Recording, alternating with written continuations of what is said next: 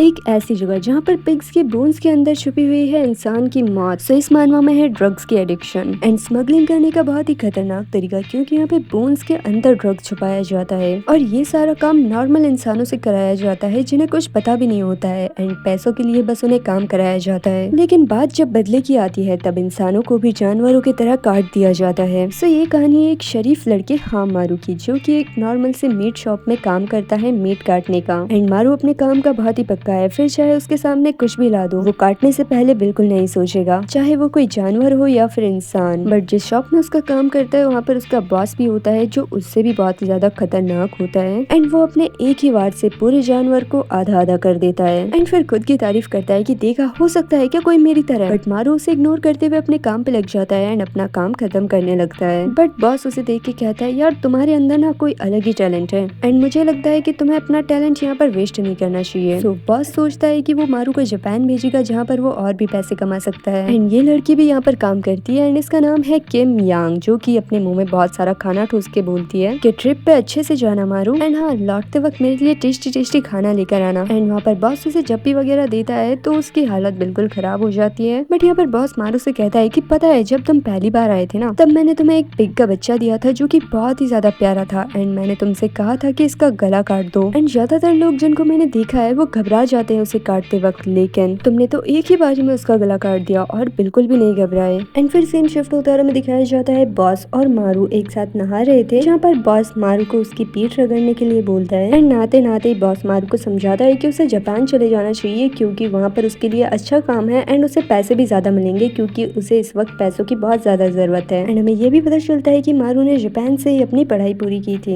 And उसके बाद boss एक बड़ी सी स्माइल करता है और कहता है कि तो तैयार हो जाओ। एंड फिर सीन शिफ्ट होता है, हमें दिखाया जाता है बॉस ने मारू को जापान के लिए भेज दिया था एंड वो वहाँ पहुँच के देखता है कि वहाँ उसे किसी इस तरीके की जगह में काम करना है एंड यहाँ पर भी उसका काम वही है पहले वाला, यानी कि मीट काटना। उसे वहाँ का सब कुछ काम वाम समझा दिया जाता है एंड फिर वो अपने काम पे लग जाता है। लेकिन एक इंसान हमेशा उस पे वहाँ पे नजर रखे रखता है एंड इसे याकुजा कहते हैं एंड जापानीज में याकुजा का मतलब होता है जो लोग क्रिमिनल हैं। एंड मारू को शक होता है कि ये इंसान मेरे पे इतनी कड़ी नजर क्यों गड़ाए रखता है। एंड यहाँ पर वो आपस में थोड़ी बातचीत करते हैं कि मारू असल में कोरिया से है एंड वो यहाँ पे काम करने आया है। बट मारू बताता है कि उसे जापानीज भी आती है। मारू यह सोचता है यहाँ पर बाकी सब तो ठीक है, लेकिन ये जो सारी हड्डियाँ साइड में रखी हुई है मुझे इनमें कुछ गड़बड़ लगता है।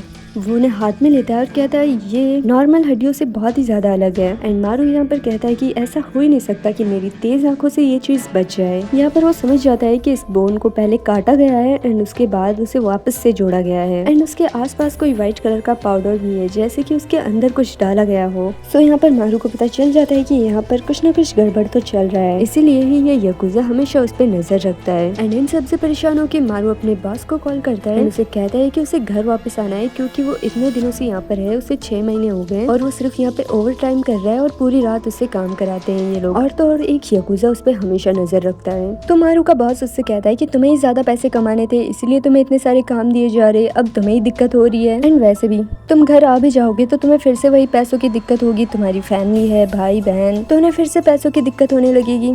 बट मारू बोलता है सर आप मेरी बात नहीं समझ रहे, यहाँ पर कुछ तो गड़बड़ है इसलिए मुझे यहाँ पर रहना नहीं है। लेकिन बॉस कहता है अच्छा ठीक है, तुम्हें अगर यहाँ पे नहीं रहना है तो बस 1 महीना और रुक जाओ वहाँ पर। एंड उसके बाद उसका बॉस कॉल काट देता है एंड फिर क्या मारू फिर से उसी जगह में जाता है एंड वहाँ पर फिर से काम करने लगता है और कहता है यार ये पैसों की दिक्कत, अगर मुझे पैसे नहीं चाहिए होते ना तो मैं इसी जगह में कभी भी नहीं आता। एंड फिर वहाँ पे जो याकुजा होता है वो मारू को आवाज देता है एंड भाई साहब यहाँ पर उसने अपने हाथ कहाँ पर डाल रखे ये देख लो। एंड फिर वो उन्हीं हाथों से मारू के गालों को टच करता है और कहता है कि मैं आज छुट्टी पर हूँ तो तुम अपना काम बहुत ही अच्छे से करना, ठीक है। एंड यहाँ पे मारू बेचारा कुछ बोल भी नहीं सकता, वो सोचता है अभी तो इसने अपने हाथ कहाँ डाल रखे थे और उन्हीं हाथों से वो मेरे फेस को टच कर रहा है। एंड तभी उसकी नजर पड़ती है कि उस याकुजा के पास एक गन भी है। तो वो याकुजा बोलता है कि आज मेरी गर्लफ्रेंड का बर्थडे है तो मैं आज उसके पास जाऊंगा एंड तुम्हारे पास ये इंसान रहेगा और टेंशन मत लेना, तुम्हें इसके साथ अच्छा लगेगा क्योंकि ये तुम्हारे एज का ही है। एंड वो याकुजा दूसरे इंसान को उन ड्रग्स वाली बोन्स को ठिकाने लगाने का काम देता है और उसे कहता है कि इसे बहुत ही संभाल के लेके जाना और गिराना तो बिल्कुल मत। एंड इनकी बातें मारू सुन रहा था, बट तभी वहाँ पर अचानक से भूकंप आने लगता है एंड पूरी जमीन हिलने लगती है। एंड फिर वो बुढ़ा याकुजा दूसरे इंसान को बोलता है कि चाहे कुछ भी हो जाए ये बोन्स गिरने नहीं चाहिए, बट वहाँ पर जमीन हिल रही है तो वो बेचारा क्या करेगा, उसके हाथ से बोन्स नीचे गिर जाती है एंड वो टूट जाते हैं। एंड उनके अंदर से निकलता है एक व्हाइट कलर का पाउडर। एंड बेशक ये ड्रग्स ही है और वो मारू भी देख लेता है, लेकिन वो कुछ कहता नहीं है, वो इग्नोर करता है इन सबको। एंड वो बुढ़ा बोलता है कि ये बस बोन्स का पाउडर है, तुम ज्यादा ध्यान मत देना, ठीक है मारू इन सब पे। सो टेंशन मतलब मैं यहाँ से जाता हूँ और तुम लोग बहुत ही अच्छे से काम करना, ठीक है, काम में काम चोरी बिल्कुल नहीं होनी चाहिए। मारू यहाँ पे समझ जाता है कि ये सब क्या है। एंड फिर वो दोनों याकुजा उन बोन्स को उठाने लगते हैं। एंड फिर वो मोटा याकुजा बोलता है कि क्या इस लड़के को नहीं पता है कि इन बोन्स में ड्रग्स है, और वैसे भी हम लोग जापानीज में बात कर रहे हैं तो उसे नहीं समझ में आता होगा, उसे नहीं आती है ना जापानीज। और ये सब बातें मारू सुन रहा होता है एंड उसे जापानीज आती है तो उसे मतलब अब क्लियर हो चुका है कि हाँ इनमें ड्रग्स ही है। बट वही याकुजा बोलता है कि उसे जापानीज आती है बेवकूफ। एंड फिर वो अपना गन निकालता है और मारू पे तान देता है, क्योंकि उसे ड्रग्स के बारे में पता चल गया है, इसलिए अब उसे मरना होगा। एंड मारू के दिमाग में यहाँ पर बातें चलने लगती है कि ऐसा नहीं हो सकता, मैं इस तरीके से नहीं मर सकता हूँ, इतने सालों से मैं काम करता हूँ, मैं अपने घर वालों का पूरा खर्चा उठाता हूँ, क्या मैं इसी तरीके से मर जाऊंगा। एंड वो सोचता है नहीं, मैं मरना नहीं चाहता, चाहे कुछ भी हो जाए मैं नहीं मरूंगा। एंड यहाँ पर उसके दिमाग में उसके पुराने बॉस की बातें चलती है कि किस तरीके से जब वो पहली बार आया था तब उसने अपना काम बहुत ही अच्छे तरीके से किया था और उसे बिल्कुल भी रहम नहीं आया। और उसके बाद उसने अपने बॉस से सवाल किया था कि वो एक ही बारी में पूरे पिग को कैसे काट सकता है। एंड फिर उसके बॉस ने उसे सब कुछ सिखाया था कि देखो पिग और इंसान ये दोनों एक जैसे होते हैं, मतलब उनकी बॉडी 95% तक सेम होती है। एंड बस वो उन्हीं सब बातों को याद करता है कि कैसे एक पिग को एक ही बारी में काट सकते हैं। एंड इंसान भी 95% तक पिग की तरह ही होता है उनका बॉडी, तो वो एक इंसान को भी वैसे ही काट सकता है जैसे वो एक पिग को काटता है। एंड यही सब सोचते हुए वो उस याकुजा का एक हाथ एक ही बारी में काट देता है। एंड उसके बाद वो कहता है मैं एक बुचर हूँ और इसीलिए मुझे अच्छी तरीके से पता है कि किसको किस तरीके से काटना है। एंड उसके बाद वो अपना चाकू उठाता है एंड सीधा याकुजा के गले में मार देता है।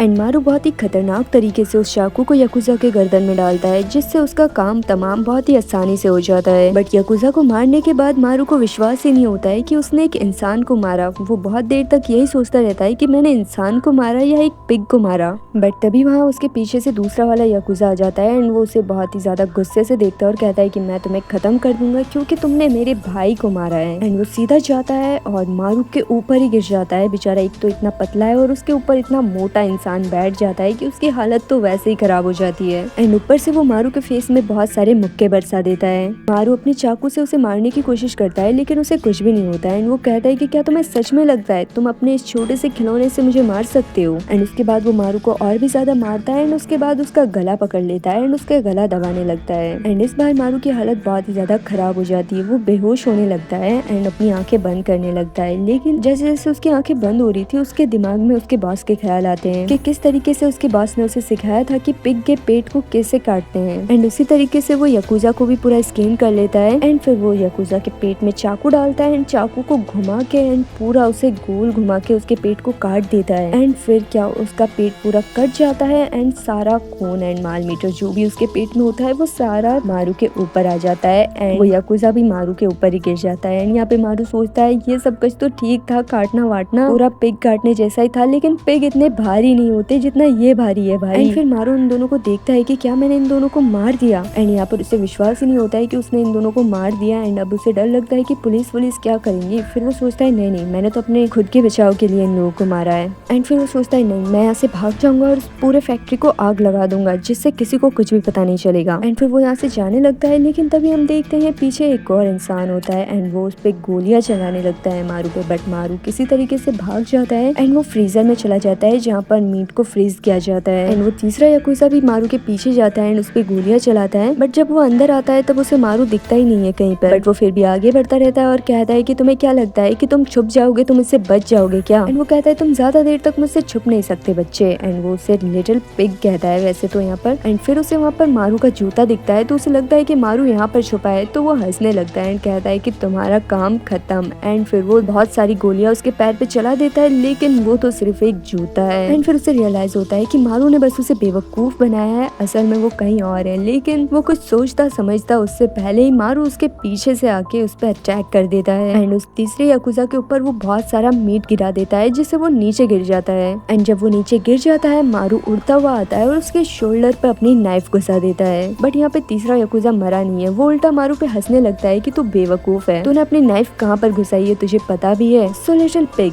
तैयार हो जाओ मरने के लिए क्योंकि मैं अब तुम्हें मारने वाला हूँ। एंड वो बहुत ज्यादा हंसता है और अपनी गन उठाता है और गोली चलाने जाता है, लेकिन उसकी उंगली यहाँ पर कांपने लगती है, कुछ काम ही नहीं करती है। याकुजा यहाँ पे सोचता है कि आखिर उसके हाथ को क्या हुआ, उसका हाथ काम क्यों नहीं कर रहा है। एंड हमें यहाँ पे दिखाया जाता है मारू के बॉस ने सिखाया था कि किस तरीके से एक पिग के शोल्डर के पास अगर वो चाकू घुसाएगा या वार करेगा तो वो हिल विल नहीं पाएगा, एक तरीके से पैरालाइज्ड हो जाएगा। एंड ये तो हमें पहले ही बताया जा चुका है कि पिग्स और ह्यूमन की बॉडी 95% तक सेम होती है। तो बस जो तरीका मारू के बॉस ने उसे पिग्स को मारने के लिए बताया था ताकि वो ज्यादा हिले डुले ना, वही सेम तरीका यहाँ पर वो याकुजा पे आजमाता है और उसका काम यहाँ पर हो भी जाता है। एंड उसके बाद मारू उस याकुजा को पूरी तरीके से खत्म कर देता है। एंड फिर सीन शिफ्ट होता है, हमें दिखाया जाता है मारू अपने देश कोरिया वापस चला जाता है। एंड कोरिया वापस आके यहाँ पर बेचारा खुशी के आंसू रो रहा है कि भाई साहब पूरे 6 महीनों तक वहाँ पर मैं सड़ रहा था एंड उसके बाद मैं अपने देश वापस आ चुका हूँ, कितनी खुशी हो रही है मुझे। एंड फिर वो अपने घर के लिए भागता है एंड कुछ बिल्लियाँ उसके पीछे पड़ी होती है। एंड फिर वो सोचता है कि चलो कोई बात नहीं है, कम से कम ये लोग याकुजा तो नहीं है। फिर हमें दिखाया जाता है वहाँ से निकलने से पहले मारू ने उस पूरी जगह को आग लगा दिया था जिससे याकुजा की बॉडीज भी सारी जल जाएगी एंड वहाँ पर राख भी नहीं बचेगा, तो पुलिस उसके पीछे नहीं आ सकती, उन्हें कोई भी निशान वगैरह नहीं मिलेगा। एंड फिर वो खुशी खुशी अपने घर आता है, वहाँ पर लाइट्स वगैरह भी ऑन थी यानी कि कोई सोया नहीं है। एंड वो घर का दरवाजा जैसे ही खोलता है वो देखता है ये क्या,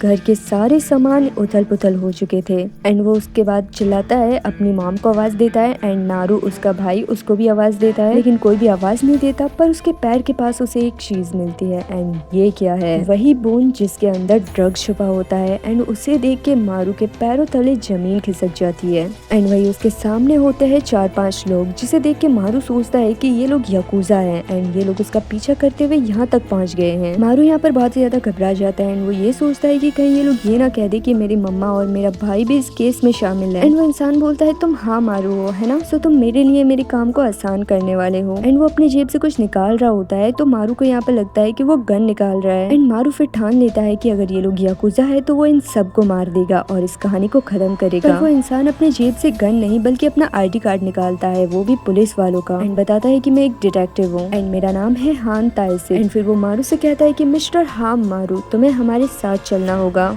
एंड जब पुलिस वाला मारू को अपने साथ चलने बोलता है तब मारू को लगता है कि वो पुलिस वाले उसे इसलिए पकड़ रहे हैं क्योंकि उसने याकुजा को मारा है। एंड वो पुलिस वाला बोलता है कि मैं तुम्हें सब कुछ बाद में बताऊंगा, पहले तुम मेरे साथ चलो। बट मारू उल्टा उनसे सवाल करता है कि पहली बात तो मुझे ये बताओ कि तुम लोगों को परमिशन किसने दी मेरे घर में इस तरीके से छानबीन करने की। बट वही खड़ा दूसरा पुलिस वाला बोलता है कि नहीं, ये सब कुछ हमने नहीं किया है, तुम्हें शायद से कोई गलत फहमी हो गई है, ये सारा सामान वगैरह इन सबको हमने कोई नुकसान नहीं पहुँचाया है, इन सबको तुम्हारी मॉम ने बिखेरा है। एंड वो लोग मारू को बताते हैं कि उसकी माँ ड्रग्स लेती थी एंड ड्रग्स के ओवरडोज की वजह से ये सब कुछ हुआ है और इस वक्त वो हॉस्पिटल में है एंड उनकी सिचुएशन बहुत ज्यादा खराब है। और ये सब सुन के मारू बिल्कुल हैरान हो जाता है कि मेरी इतनी प्यारी मम्मा, ये उन लोगों की फैमिली फोटो है। एंड मारू बोलता है कि उसकी मम्मा ऐसा कर ही नहीं सकती, ये तो बहुत ही हैरानी की बात है क्योंकि उसकी मम्मा ड्रग्स वगैरह में पैसे खर्च कर ही नहीं सकती है, उन्हें बस शॉपिंग करना पसंद है और कुछ भी नहीं। यहाँ तक कि उनकी फैमिली के पास जब बिल्कुल भी पैसा नहीं था तब भी उसकी मम्मा कहीं ना कहीं से पैसे जमा करके शॉपिंग कर ही लाती थी। और अब अचानक से मारू को पता चलता है कि उसकी मम्मा ड्रग्स लेती है। ये उसके लिए काफी हैरानी की बात है क्योंकि उसे कभी भी ऐसा नहीं लगा कि उसकी मम्मा ड्रग्स लेती है। और अब जाके मारू को पता लगता है जब उसकी मम्मा की सिचुएशन बहुत ज्यादा खराब हो गई है। मारू यहाँ पर हैरान हो जाता है कि अभी उसको आए हुए यहाँ पर सिर्फ 6 घंटे हुए हैं और 6 घंटों में उन्हें ड्रग्स कहाँ से मिल गए। वो पुलिस वाला मारू से पूछता है कि क्या तुम्हें इन ड्रग्स के बारे में कुछ पता है, जिसपे मारू साफ साफ मना कर देता है कि नहीं, उसको इन सब के बारे में कुछ भी नहीं पता है और न ही उसको पता था कि उसकी मम्मा ड्रग्स लेती है। जिसके बाद वो पुलिस वाला मारू को अपना नंबर देता है और कहता है कि जब भी तुम्हें कुछ बताना होगा मुझे इस नंबर पे कॉल कर लेना। और उसके बाद वो पुलिस वाले वहाँ से चले जाते हैं एंड मारू सोच में पड़ जाता है कि मुझे जापान से आए हुए सिर्फ 6 घंटे हुए हैं और मैंने अपना नामो निशान वहाँ से बिल्कुल मिटा दिया था, मैंने सब कुछ जला के राख कर दिया था। फिर बिना इन्फॉर्मेशन के वो लोग मुझसे पहले कोरिया कैसे पहुँच गए एंड उन्होंने इतनी जल्दी मेरी मम्मा को ड्रग्स एडिक्टेड भी बना दिया, ये सब कुछ आखिर हो कैसे सकता है। वो याकुजा इतनी जल्दी यहाँ तक नहीं पहुँच सकते, इसका मतलब है कि शुरुआत से ही मुझ पे नजर रखा जा रहा है। तो आखिर इन सब के पीछे हो कौन सकता है और आखिर वो कौन है जो इन ड्रग्स की स्मगलिंग कर रहा है।